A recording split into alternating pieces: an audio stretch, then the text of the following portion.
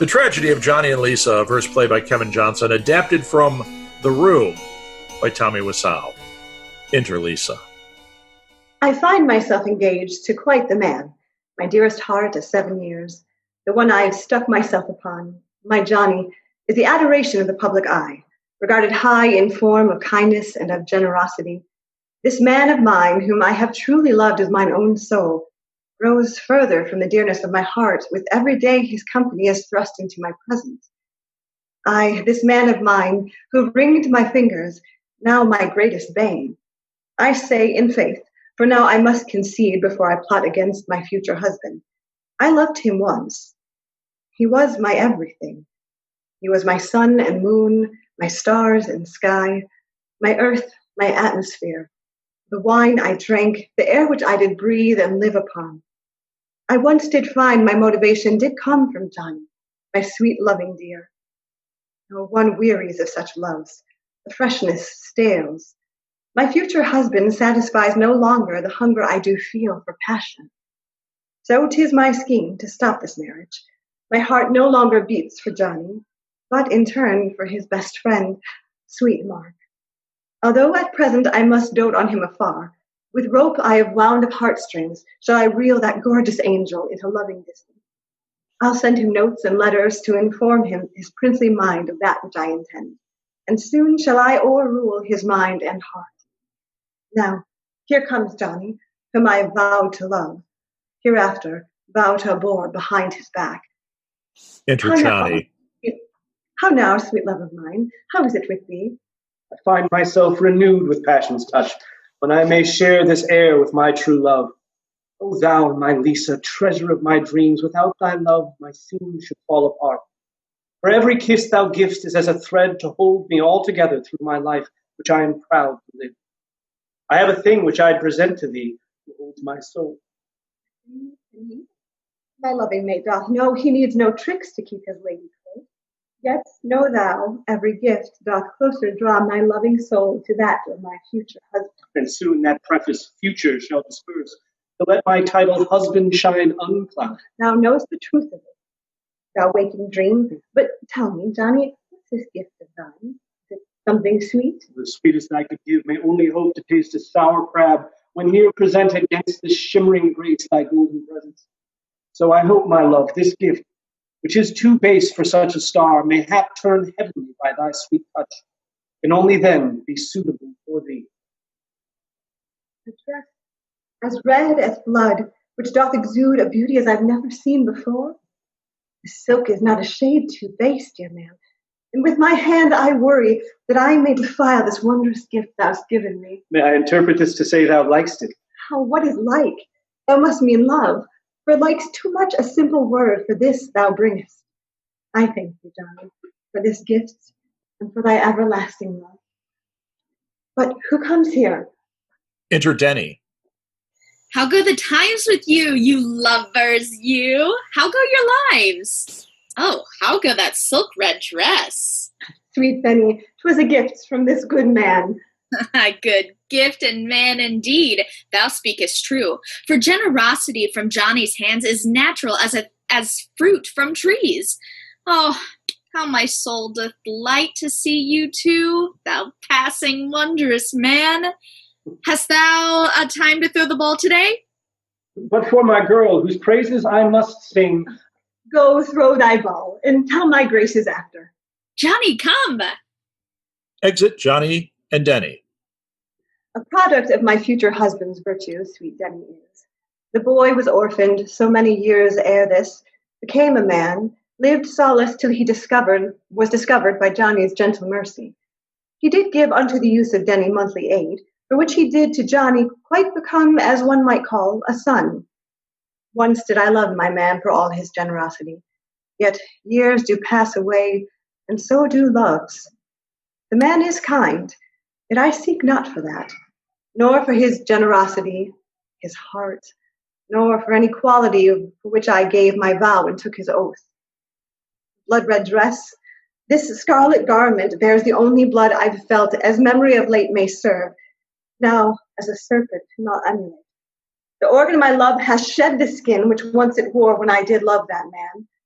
My heart hath calloused o'er, and now it seeks a rougher love to match its roughened hide, and so shall get in Mark. Now, Cupid, hearken, expedients, give my notes that they may find their target safely in a lustful mind. Exit. Enter Mike and Michelle. I say 'tis true, this chocolate is a symbol of love. Now, as I love thee, dearest Michelle, accept this sweet dessert as vow of mine affection. Nay, Mike, but shalt thou swear by something so inconstant as a sweet?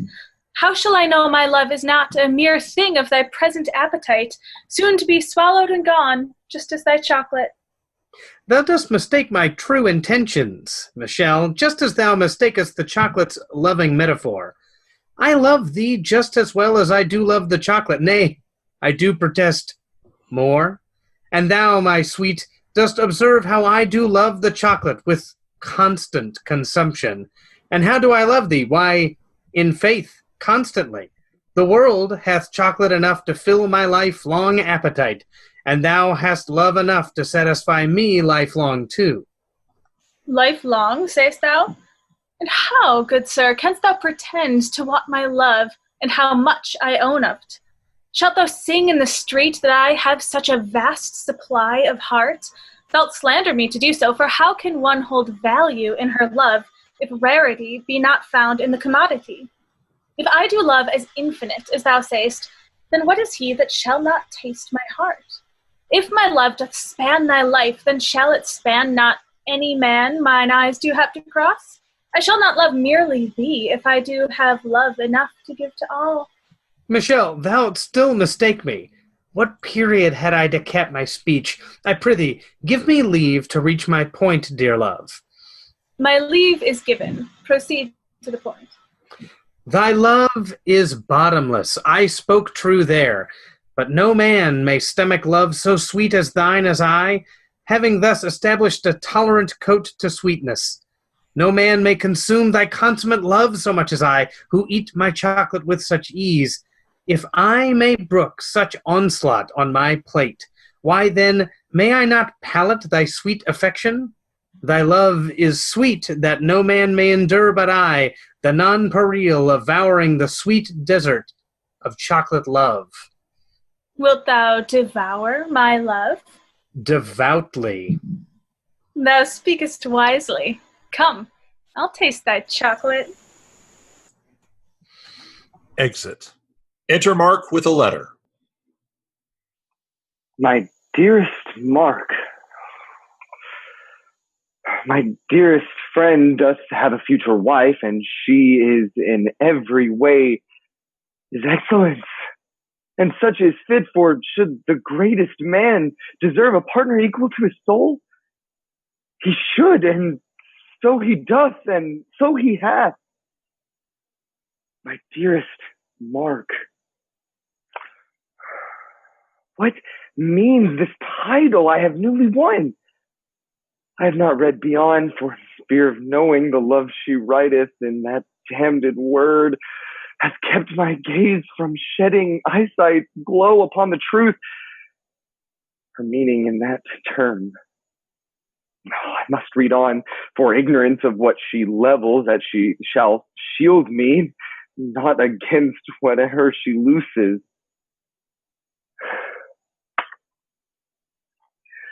My dearest Mark, thou knowest thou art the closest friend I owe, and I trust none but thee with what I shall relate. The man I stand engaged to is not the man I look on when my eyes fall shut. Long since he's become stale, and with him hath my heart's affection unto his. I dully and dutifully live my life towards our future together, and each night when I have myself alone, I must weep, for my heart doth stand against my life to come. I turn to thee, my friend, to rescue me, lift my soul from out this seeming terror of the night, for in thine arms I'll find my softest dreams. Come, Mark, and take my hopes ascendant in thy embrace. that I may feel the touch of comfort once again. Thine, Lisa. What hell hath now been born into the world, that such a confusion of a blessed love should so occur? Abhorred to my breath, which now must speak on it. She loves him not? Hath reason quit her thoughts, or does she play a game of falsehood? Feigning love to me for selfish goals, the like I cannot guess. She bids me come to her, that with my key I may enlarge her captive heart. Next morn I'll meet with her at her lodging, that I may enfranchise wit of hers from where it's hid. Yet, if this new affliction's palpable, and she but writes the trueness of her heart, I may not have a cure to minister unto a love so falsely true as this. Exit. Enter Lisa and Claudette. My child, how goes the life which I, thy mother, have given to thee? How standeth thy content? Are not the spectacle of happiness the which thou hast right to be? Wherefore doth those thine eyes give off that much unhappy gaze? Thine orbs speak words, my dear. I hear them say, I join not in this perfect life I live, though I have been supplied with such a man that stars do flee the heavens and fall down to this base earth, that they may have to see my gracious future husband for themselves. Content, my mother, do I walk through life. Thou sayest so, my girl, and yet thine eyes do yet bewray the truth within thy head. I prithee, daughter, speak thy mind to me. I'll have the truth of thee ere we do part. Well, I love Johnny not. How now, what's this? What wicked lie is this, more false than first thou laidst upon mine ears? I loved him once. And still thou dost, if thou hast any wit. Have I the ability to force affection upon a man I no want to like? If, daughter, thou must force thy love for him, then force thou shalt, until this lunacy hath fed fulfilled upon thy wits. For then thou wilt return to reason's good advice, and lay thy loves upon thy goodly man, where thou dost know as well as I, sweet fool, they do still native reign. Out on this speech! What, is it thy wish to drag thy life to hell, and ruin future prospects laid for thee? For one fond moment thou forgettest thy way? Thy Johnny is an honourable man, and when the both of you are married, thou'lt see what foolishness it was to think that ever thou didst hold him not thy dear. Now, business calls me elsewhere presently. Remember what I told thee. Keep thy wits. Exit Claudette. My wits are with me, more than e'er they were, and presently shall I make use of them to shake the parasite who sucks my joy, and skillfully obtain the heart I want. Enter Mark. Dear Mark, I see thou came. To set thee right. There is no right with me, unless to have thy hand in mine, and say thou art my man. Thy friend I am, and e'er intends to be, and so it is I've come to fix thine eyes. Thy vision of thy man hath been obscured, for if thou saw him straight, thou dost live in joy at having such a figure for thy love, and seek not here for what thou dost not need. Mark, thou knowest not the torment I endure, to dormant lie and quietly accept the future's looming shadow passing o'er, to understand what things that darkness hides. It is the dark thou fearest, uncertainty. I'll save thee as thou ask, allay the fear, and tell thee, he whom thou dost stand engaged shall hurt thee ne'er, but hold thee close from harm. 'Tis not his arms I want, but thine alone. Wilt thou deny the comfort and reprieve which I do long for, Mark? I will deny the scorning of my dearest friend, which thou wouldest have me do, if I accepted thee. He does deserve thy hate no more than I have earned thy unfriendly love. I wish to turn thee to from this self-destructive course. Thou sayest destruction, I say salvation. I only seek to rend myself out of fell Johnny's tightening grip, and thou shalt play my savior, Mark. I want thee more than breath, and I may look within thine eyes and see, my worthy man, that thou repostest the want I have for thee unto my very heart. I feel desires radiating waves wash o'er my body, flowing from thy soul. If thou wouldst have me, Mark, then I am thine. Thy beauty and enticing words may tempt, but solidarity with my dear friend shall shield me from the hooks thou triest to catch my conscience with. My leave I take, and let thee lie alone with thy conspiracy. Exit Mark. Oh, Mark, do not belie thyself. In time, thou'lt see the ability of perseverance, and what sweet charms I owe, which may wear down those tall defences which do round thy heart.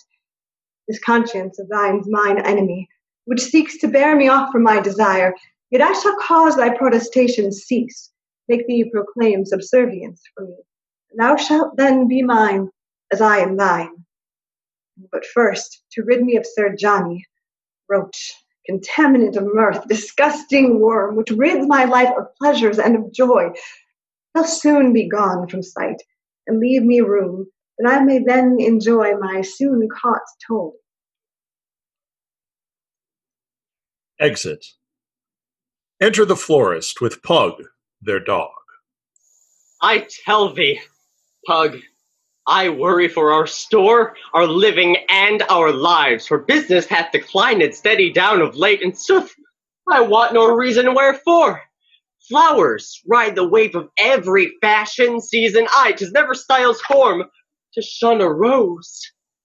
Yet, that hath the facts and charts shown true, nor man nor woman comes in want of flowers. Once, dear Pug, this shop was as a palace, where as many blossoms one may lay desire on, could e'er and always purchased be here, and that they were.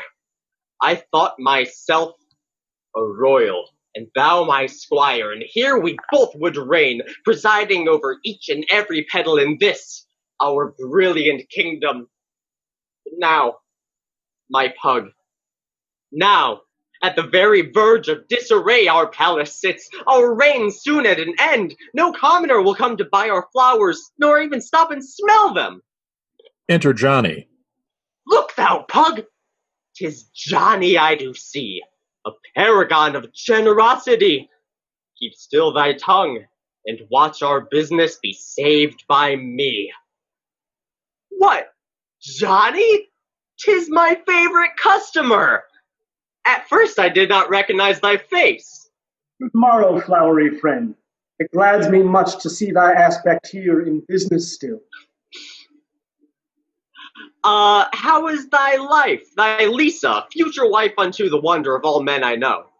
She's an angel amongst us mortal men, who still doth grace us less than worthy folk, permitting us to bask within her presence, which is an honor I can barely speak, for she doth shine, and goddess-like she glows with grand unnatural light, as if high heaven itself doth shine a beam upon her head, and at all times, night and day, indoors or out, she radiates that holy eminence.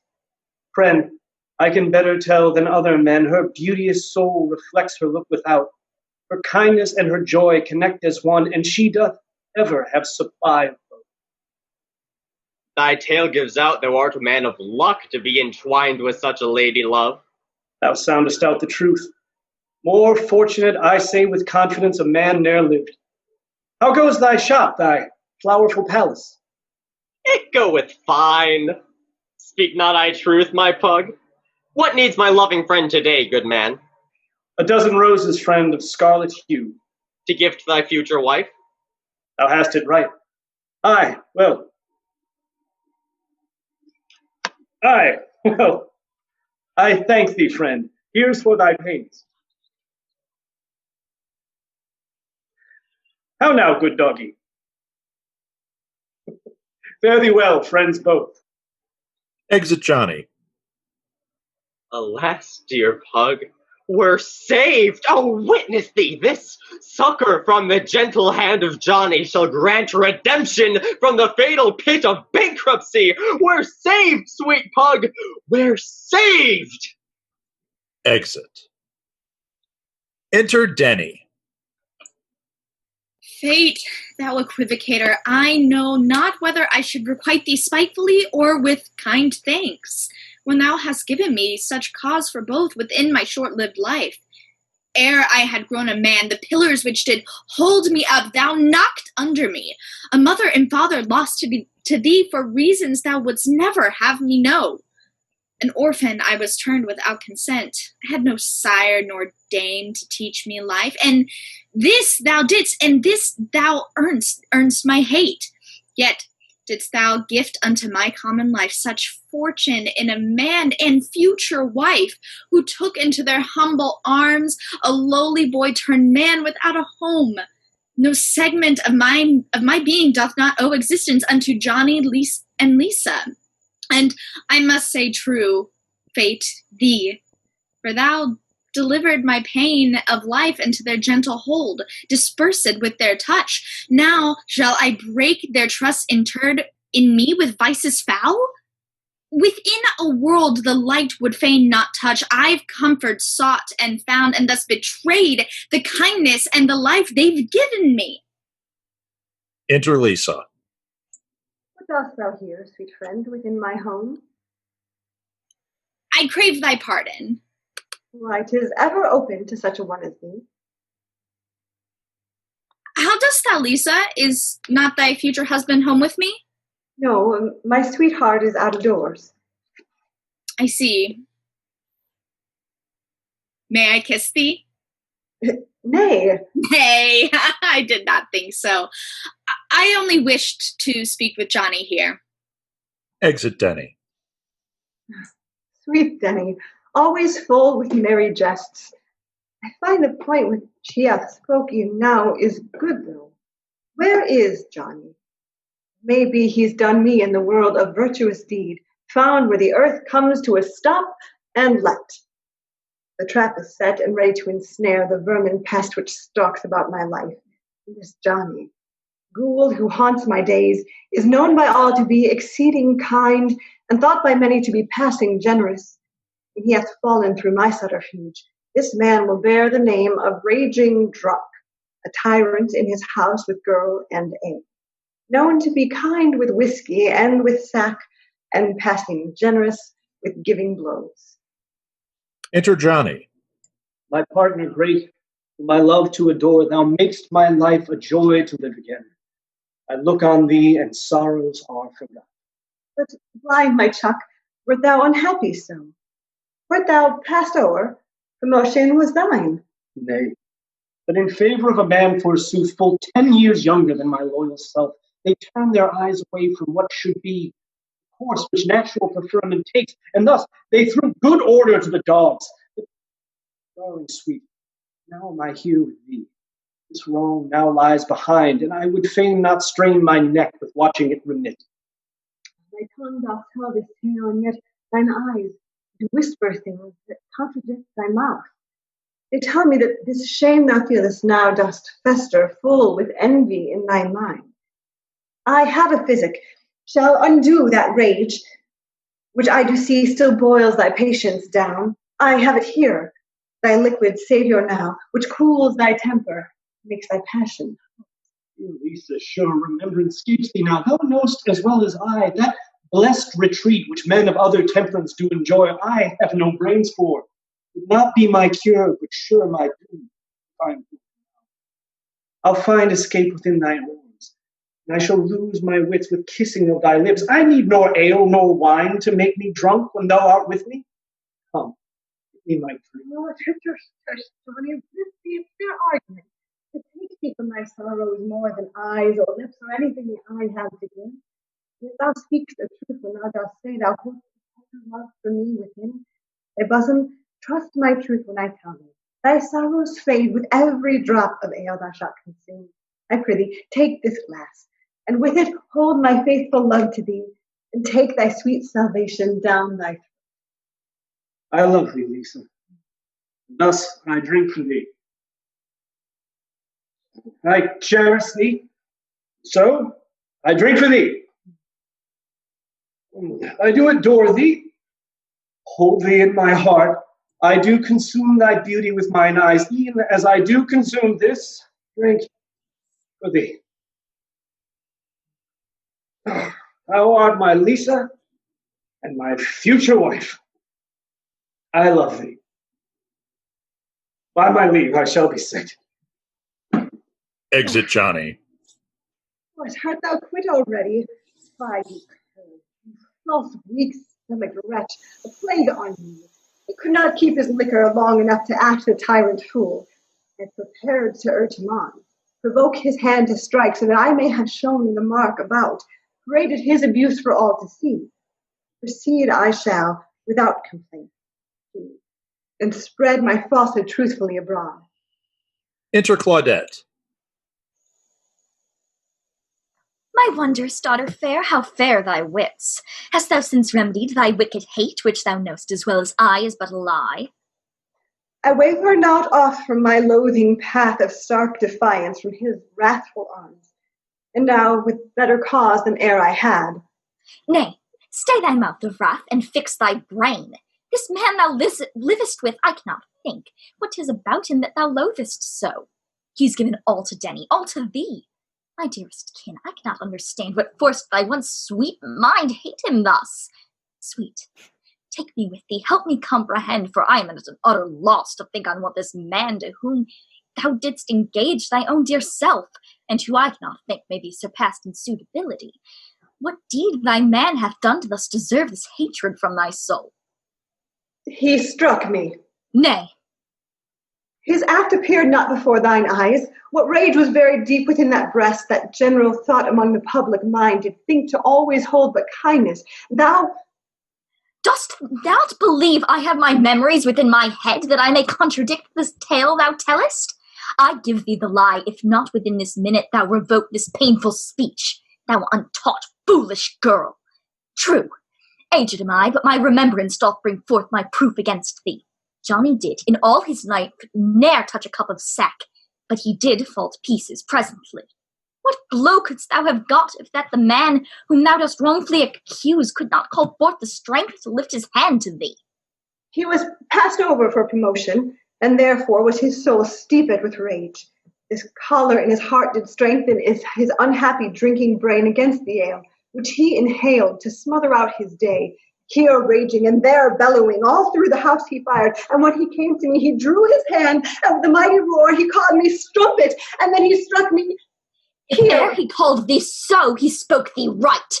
A selfless deed to name thee as thou art, for thou dost make a cuckold of the truth, to play thy varlet game with stories false. I shall allow thy sight back to mine eyes, when tales as these thou now attempt to cram within unyielding ears do cease to spring from off thy lying tongue. Thou foolish girl. Exit Claudette. Enter Johnny. How dost, my light, sweet love?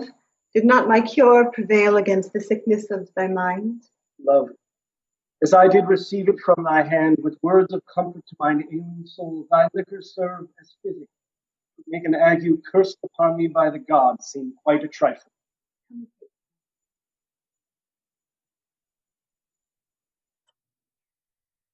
Exit. Enter Michelle and Mike. Thou foolish man, what do we hear? This den's not one beholding to our ownership. And yet, had it eyes, it should behold us, for we do stand within its closed walls. Against the laws of courts and friends, indeed we do. What mean we here in this lodging of my true friend Lisa and her future husband? What business dost thou pretend we should carry here? Thou confectionist of my soul, a business sweetly born. If thy intentions make clear themselves with this sweetly born, which tastes of thy sweetly spoken tongue of love, then I must learn thee that thy business shall taste bitter in thy mouth, should those who owe this home return whilst we do sweetly transact. I let thee know that whilst I love thy heart, thy soul, thy love, Thy lacking wits discourage me somewhat. Doth not portentions bitter oft the chocolate sweeter make? Doth not the touch of salt upon the caramel produce glorious vexations of the tongue? Wilt not this sweet deed be made the sweeter when the threat of bitterness hangs high above us as we do enjoy our treat? I do heed thy words, thou man of sweet intentions and bitter intellect. And though 'tis seeming I do carry better judgment, thy bitter wisdom robs me of what I should say. Shall we transact? Sweetly, dear Michelle. Exit. Enter Denny. God bless the mark. I've seen my final day. Chris R. doth come, and he means to collect some certain coinages I owe for that sick comfort which I sought out foolishly. I do have none to give, nor none to find, for who would lend to such a man as me? I dare not go to Johnny, whom I fear should throw me to the dog, for that I did betray him in this blind stupidity. This corner that I keep I must lay claim, for I did build it with my damned mistakes. Enter Chris R. How now, Chris R.? Say, Denny, dost thou have the money which I know thou knowest is mine? My good Chris R., I pray you, list a word. Call me not good. Try not thy tricks with me. I know thou hast a tongue to rival bolts of shimmering lightning slick as thou canst talk. But still thy oily mouth, unless it be to disclose unto me where thou dost have my money, for thou knowest if thou dost not, the fee thou mayst alternative give. Yet hear me, fair Chris R. Oh, sayest I'm fair? For once thou speakest the truth, thou boy of lies, for fairness is the chiefest quality most men should say I hold. If I am checked in fairness, as I do perceive thou dost intend, well, Denny, thou shalt know that I will take the matter heavily indeed. I ask thee, where is my money, boy? Slave, either thou dost have it somewhere hid, some cave unknown to me, that thou mayest keep it from these hands that should possess it right, or thou playest false with me and point me wrong to say thou hast it, when indeed thou dost not owe a coin. Hereafter thou shalt know what checking me in my good business doth mean, when thou art held down screaming with my blade stuck deep within thee. Tell me now, hast thou the money thou dost owe to me, or shall my hungry steel taste of thy blood? Chris R., I pray you, hold your hand a while. I have your money nearby hid. A walk of no great travel from this very place, so prying hands, nor mine nor yours, should spot and seize upon what is not theirs to take. I do beseech your fairness, come with me. I'll bring you to the spot where you will find the fee shall satisfy and free me from your rage. Nay, I'll list not to thy dissimulations, for now I see untruths, thou cur, are all that ever may be heard to pass thy lips. I hearken rather to my blade, which doth speak truth more skillfully than thy tongue lies. I hear it whisper in mine ear, Aye, it prophesies the death of men who speak in fabrication, falsifying terms. I know thou speakest true, for thou dost lie, and if thou poor unfortunate shall let this blade discourse with thee itself, how thou shalt meet thy end upon its truthful point. Now thou shalt hence deliver what thou owest, or else make up thy debt, for when this head hangs severed by thy hair clutched in my fist. Enter Johnny and Mark. Hold, man! I do confess I know not what notorious wrong this boy has done you, but I speak the truth if you shall not remove that boy from thy fell grip. Thou shalt not be a worthy man for occupation else than holding idle space within a grave. What knave art thou to treat me in this way? A guardian angel for such mongrel curs as these? Who takes what's mine and will not pay? I pray thee, come and test thy strength to mine. And when I've wasted thee, I'll make this boy a tragic spectacle of gore and tears for these thy friends to witness. Get thee gone, or else prepare thy throat to spread a mouth, all red and grinning, smiling at thy end. Aye, come thou villain, would-be slaughter. Come, try thou thy skill and luck against my will, which fights to take my friend from out of thy grip. Come on. They fight. Come, Chrisar cur. falls. Come, cur. I shall deliver thee unto an officer, and let him do with thee as he sees fit. Thou villain, come. Exit Mark with Chrisar. Sweet boy, sweet Denny, say thy life is safe. Today came I thus near to witnessing thy end of days. I need no reason for that rascal's confrontation with thyself. Just say me this. Thou'lt never meet a man of reputation made so ill as that for all the days thou hast yet left to see. On every meek possession I do owe, and on that very fabric of my soul, I swear to thee, dear Johnny, I shall not behold a man as he for all of my days. This satisfies. Come, Denny, back with me. Let's get us from this place, back to my home. Exit. Enter Mark with a letter. Oh, another letter. Peace, I pray thee, grant thy sweet relief to my assailed soul. My darling Mark, oh, I long for thee, for 'tis been far too long since thou and I have held proximity sufficient to my needs. Sufficient to thy needs? Been far too long. This paper and the last have made my mind a place of scattered sanity.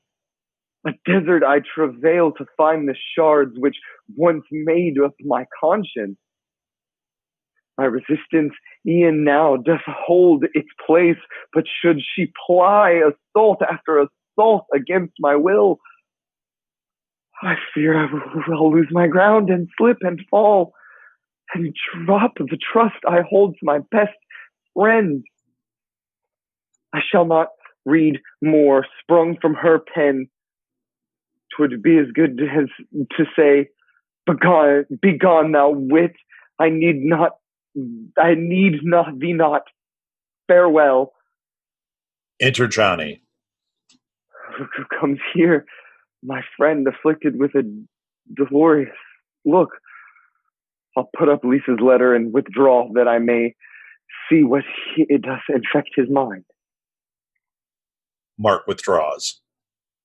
What pain I felt ere now hath ever neared the compass and the scope of this I suffer, to be so much belied by my soon wife. What wretched feeling have I witnessed before this time, whose dire extremity may be compared to this unholy stake which ties and knots my guts? I would I knew the reason for her false transgression. Such falsehoods on my honor and my name have ne'er been spread, and thus to sprout from her, whom I should trust to keep my title safe. She should try the strength of what I am and what I strive to be. I strike her? Fie! I set a deathly blow against my soul, but should I but lay an envious finger on that face which gives me light, I do protest, if I should hurt her, penance from the sky crack down upon me like a lightning bolt, and leave me as a stain upon the ground, so I may serve to warn against the sin of bearing harm against a soul you cherish. But hold, I see my Mark. My collar doth allay by sight of him. How now, dear Mark?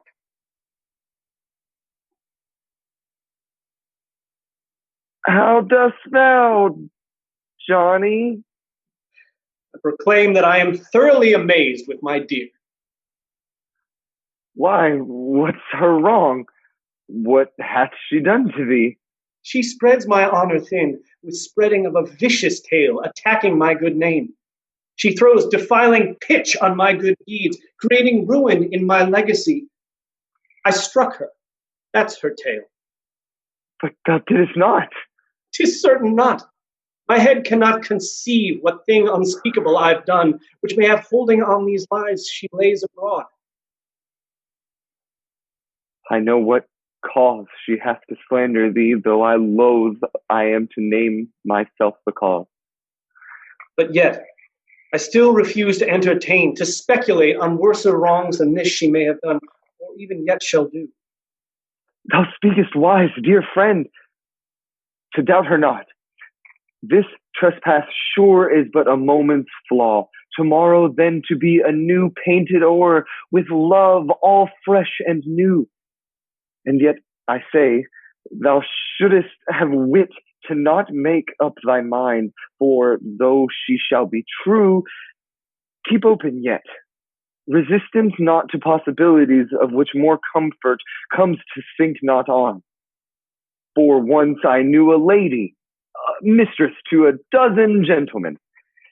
Each man of them, look thee, I thought not to think on discontent, did not allow suspecting jealousies to creep within their thought. Not one of them would ever think 11 other men did share their joy of her. This story's sad, for, as thou mayest suspect, one cannot keep a dozen men within 12 cages, else a bar may loose and one escape to find her friends and sharing her. Well, one such bar did break, and so her game did end. She now doth find the only man will come to her is but a doctor, visiting the bed she keeps in an infirmary. Oh, Mark, I heed thy caution in this tale, but know I have no need for thy advisory. My Lisa shall be true. Have trust in this. But Mark, thou shouldst discover thee a love. Perhaps discovery lies not with me, but I have been discovered by a love. I feel my traction against her will smooth o'er. I leave thee, friend. Exit Mark. Enter Denny. Good even, Johnny. What doth trouble Mark that with a stormy eye he flees thee thus? His moods of late have seemed all out of tune. My boy, I do not know what tempest lives within his brain, but I have noted well the disposition he hath shown these days. But how art thou? Art clean and free from filth? I am, I swear it, Johnny. I shall never betray thy love and help as I did then. Dost ease my life to hear thee say it, friend. Now come, my goodly foolish boy, about. I've much to tell thee of the world, brave lad. Exit. Enter Lisa and Michelle. Nay, Lisa, friend, I do not think thou liest. Against my wish I must believe thee, for I see no circumstance wherefore thou'dst lie. Against my will again, I think thou mayst, for why should Johnny, kindest man on earth, a gift God sent to those he haps to meet, why should thy future husband strike thee so? My dear Michelle, say not thou hold my truth for false unsanctioned lies. I came to thee when mine own mother did protest my tale, and thought that I would find a comfort here. Do not forsake me now, my dearest friend. Forsake thee I do not, and yet I say I wot not what I should believe. Me, friend, thou shouldst find faith in me. Wherefore should I find cause to slander he I gave my life? Wherefore should he find cause to injure thee, whom he did give his life? Dear Lisa, thou must never think I speak against thee, yet thy story wanteth reason. Thou dost say promotion missed him, thus he fell to drink, and presently began to storm about. Doth this not ring true? It dully rings, and yet I hear it still. What shalt thou do? I'll leave him presently. He shall not have my body in his life to thus abuse as fits his pleasure. Where then shalt thou go? Shalt thou inhabit with thy mother, whose long-winded lectures thou hast told me oft thou canst not brook? If, Lisa, thou art not safe, if any danger looms about thy life, thou knowst a residence is found with me, if truly thou hast need of it. Michelle, thy offer goes without a want of thanks, but I have found my destination, within my dreams made real. I have a man. Thou dost, and he hath struck thee, as thou sayst. Nay, I speak not of Johnny. Then of who? Hast thou another man thou termest thine? Oh, I do. He doth not know it yet, Within the compass of some several days, this new companion of whom I do tell shall live within mine arms, and I his heart. Who is't? His dearest friend. Thou speak'st not true. What, Mark? Engaged with a man, and hid from his eyes' sight thou hast another? Mark? Why, Mark? Dear friend of mine, thy actions doth convey no sense to me. If thou didst start this tryst of thine preceding Johnny's strike, then thou hast named a motive for his sin, which still was sin indeed, yet sat on by thy false misgovernment. Or say else that without thy provocation he did deal thy blow, as thou dost tell me he did. Then what angel told thee to repair thy life with dealing twixt the sheets of his best friend? What great solution dost thou think thou'lt find within a bed belonging not to thee, but to the closest man to he who struck thee? I speak preemptively, for Mark, my prince, hath not within mine arms been clutched yet. I love thee, Lisa, and I judge thee not.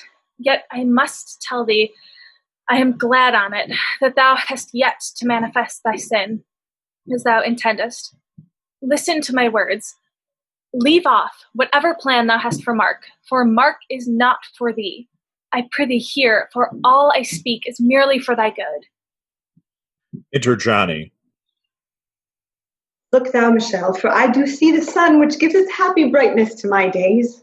Nay, Lisa, thou dost act as sun to me, for I'm the moon that gives off light which first doth emanate from thee, my fiery dear. Michelle, I'm glad to see my Lisa had society with her in mine absence. So, what thou speaking of when I came in?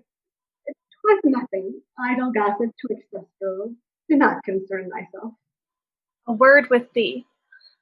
Sweet, would it be advisable to go and leave thee with this man, or shall I stay? Dost think he's safe? He will not strike again. Nay, good Michelle, 'tis time for thee to go. Hark, Lisa, think on what I've said. Farewell. Exit Michelle. What hath she said? I told you, knowledge which, if it were for you, you would know already. Art thou keeping secrets from me, thy future husband, who should know all things within thy brain? Tell me those things thou seemst to keep away to ease my mind. Nay. Nay. Aye, nay. I care nor for your mind, nor how at ease it is. What meanst thou this? Precisely what I speak. For not one jot do I care for your brain, what lies within, your joys or pains, your wants, your needs. Oh, dear Lisa, why? Why? I care not for you, you foolish man. You ask me why, and I shall tell you that no thing pertains unto my interest which bears you as subject. You shall find the words, I love thee, Johnny, on my lips as soon as one may find the Arctic bears campaigning through the deserts African. Sir Johnny, I do find within myself no matter I may stick my heart upon, no quality of consequence which may chance to seize attention. There's your why. Are you sure? Hath certainty assured you of this fact? I must advise thee not to lay thy trust so heavily on thy heart's desire, for these things can change within one's mind as quick as one can drink some sack. I never struck thee, Lisa. This thou knowest. 'Tis true. I do. You know this also, sure. Who else? Who shall believe thee, and who me? Where'er thy opinion from the public shall retain its purity or fall to pitch, and be defiled in the people's eye, we'll sit and see. Oh, what dost thou think of this? Each word thou speakest stabs my very flesh. I feel thy pointed, poignard sentences slide through me as a spear. Thy icy cold vocabulary slits my guts, sweetheart. I hear thee speak, and it impales my skin, digs deep into my body's mortal meat, not to let go. As I do listen to thy vicious words, methinks I feel them pull and tug against the strength that I have left. I battle with thy foul, insulting breath, whose hooks now start to win against my pith, which falls to stand even when thrown into the list, to face thy lovely face now drawn with spite. Thy hating words in triumph now do drag my flesh all ways, all places, drawing limbs toward the four vast corners of the globe. My muscles and my sinews straining now to keep my mortal body still intact, they fail. I know it now, for now I feel my limbs start to detach. Extremities take their slow leave of this, my native trunk. My body turns to carnage as my mind doth waver, reaching out to friendly hands and finding none, expelling screams of pain as fatal words of thine do take their course. My hands are torn from wrists, my elbows pop. The sockets of my shoulders suddenly become an empty void where once mine arms did find their home. I feel my hips give up my legs, but not before the nerves allow the sense of shins departing from my knees. Thy words become destroyers of my speech, for next the chords which doth make up my voice begin to snap, and so my head takes flight. Now, as my heavy chest falls to the ground, my mouth farewells my scattered body parts as loudly as it can without two lungs. Thy words have left me nothing, queen of pain. And I expect this is what thou hast wished.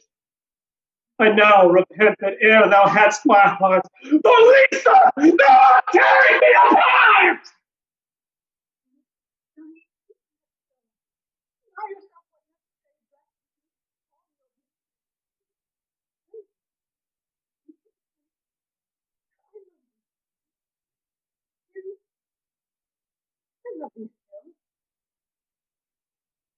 And I love thee. Thou art forgiven, sweet. I will now, for thy much mistempered speech hath tired my soul.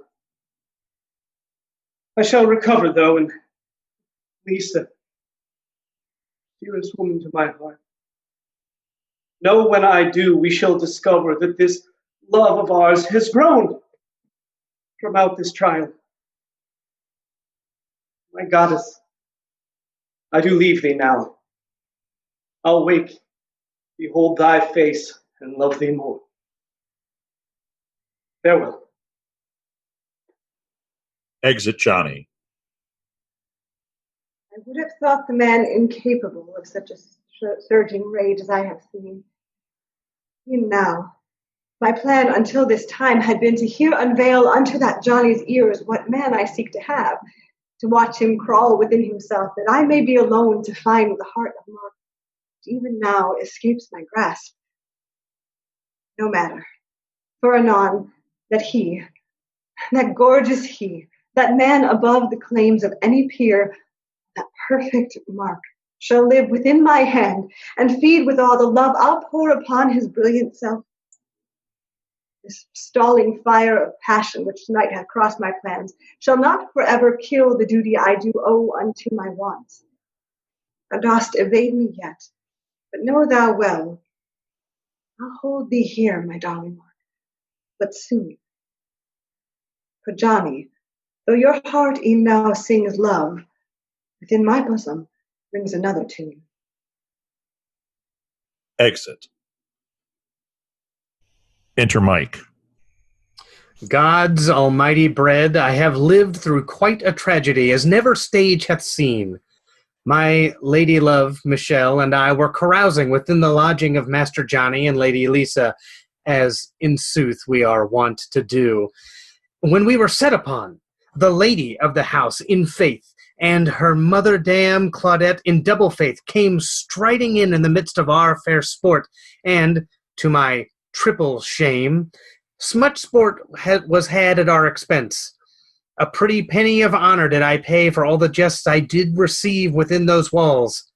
My lady and myself were well and far away from our place of present shame, whose receipt was still and ever burning on our cheeks, when I made notice of a thing I was without.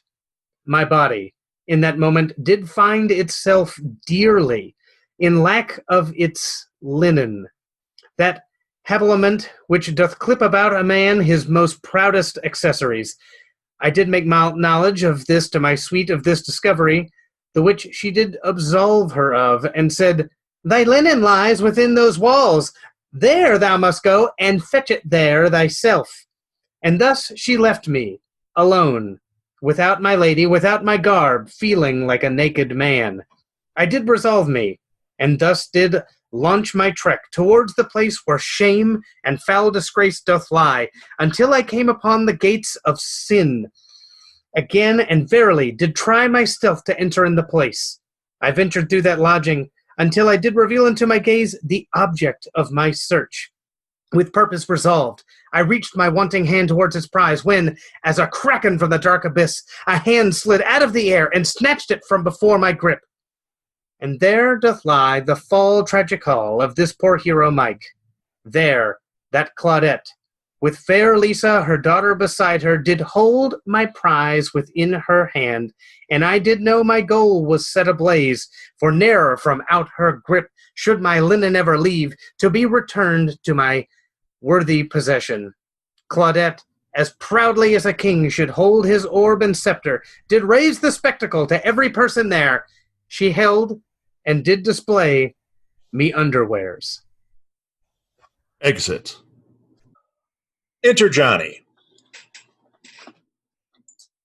My future wife doth ever yet play games with my poor heart, and I wot not the rules, nor how I may engage her in this sport. Each day she hath some new opinion.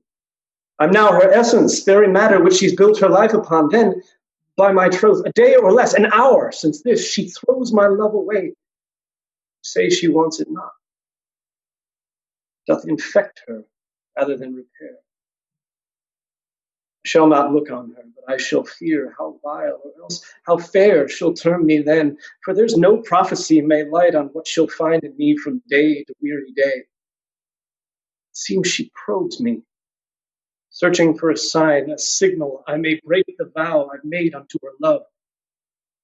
Though I dislike Tess, I hereby swear I'll pass and falter not. Tell thee true. And I believe thee well. My darling comes, accompanied with one, her mother, as it seems. They love to talk, and thus may talk of me. I'll hide myself so that I'll hear what she doth spread abroad.